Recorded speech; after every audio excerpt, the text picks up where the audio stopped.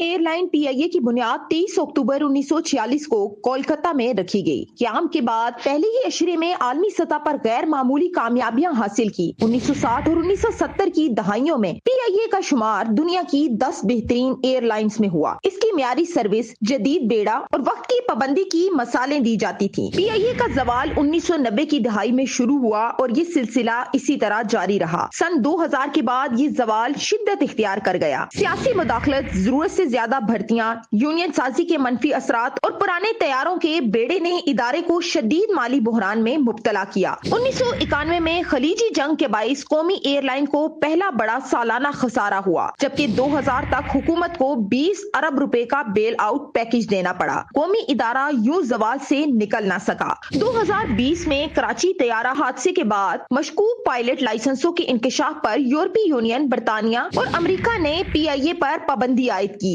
جس سے ادارے کو اربوں روپے کا نقصان ہوا۔ 2024 کے آخر تک پی آئی اے پر مجموعی قرضہ 830 ارب روپے تک پہنچ چکا تھا۔ مسلسل نقصانات کے باعث ادارہ حکومتی بیل آؤٹ پیکجز پر انحصار کرنے لگا اور حکومت نے اس کو بالآخر فروخت کر دیا۔ اگرچہ حکومت کو پی آئی اے کی فروخت سے حاصل ہونے والی رقم کا صرف 7.5% ہی ملے گا، مگر ماہرین کا کہنا ہے کہ اس فروخت سے حکومت کو ہر سال اربوں روپے کے نقصان سے چھٹکارا ملے گا۔ 1990 کی دہائی میں پی آئی اے کے زوال کی ایسی کہانی شروع ہوئی کہ آج انجام نشکاری تک پہنچ گیا۔ گزشتہ 2 دہائیوں میں ہر سال پی آئی اے کا خسارہ بڑھتا ہی گیا۔ رواں برس اپریل میں حکومت کی جانب سے یہ دعویٰ کیا گیا کہ اس ادارے نے 21 سال کے طویل عرصے کے بعد پہلی بار منافع کمایا۔ 1990 کی دہائی میں پی آئی اے کے زوال کی ایسی کہانی شروع ہوئی کہ آج انجام نشکاری تک پہنچ گیا۔ گزشتہ 2 دہائیوں میں ہر سال پی آئی اے کا خسارہ بڑھتا ہی گیا۔ رواں برس اپریل میں حکومت کی جانب سے یہ دعویٰ کیا گیا کہ اس ادارے نے 21 سال کے طویل عرصے کے بعد پہلی بار منافع کمایا۔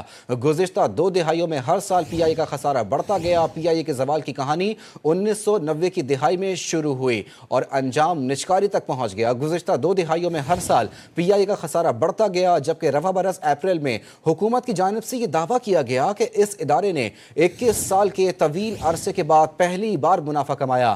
پی آئی اے کے زوال کی کہانی 1990 کی دہائی میں شروع ہوئی۔ قومی ایئر لائن پی آئی اے کی بنیاد 23 اکتوبر 1946 کو کولکتہ میں رکھی گئی۔ قیام کے بعد پہلے ہی اشرے میں عالمی سطح پر غیر معمولی کامیابیاں حاصل کی۔ 1960 اور 1970 کی دہائیوں میں پی آئی اے کا شمار دنیا کی 10 بہترین ایئر لائنز میں ہوا۔ اس کی معیاری سروس، جدید بیڑا اور وقت کی پابندی کی مثالیں دی جاتی تھیں۔ پی آئی اے کا زوال 1990 کی دہائی میں شروع ہوا اور یہ سلسلہ اسی طرح جاری رہا۔ سن 2000 کے بعد یہ زوال شدت اختیار کر گیا۔ سیاسی مداخلت، ضرورت سے زیادہ بھرتیاں، یونین سازی کے منفی اثرات اور پرانے طیاروں کے بیڑے نے ادارے کو شدید مالی بحران میں مبتلا کیا۔ 1991 میں خلیجی جنگ کے باعث قومی ایئر لائن کو پہلا بڑا سالانہ خسارہ ہوا، جبکہ 2000 تک حکومت کو 20 ارب روپے کا بیل آؤٹ پیکج دینا پڑا۔ قومی ادارہ یوں زوال سے نکل نہ سکا۔ 2020 میں کراچی طیارہ حادثے کے بعد مشکوک پائلٹ لائسنسوں کے انکشاف پر یورپی یونین، برطانیہ اور امریکہ نے پی آئی اے پر پابندی عائد کی، جس سے ادارے کو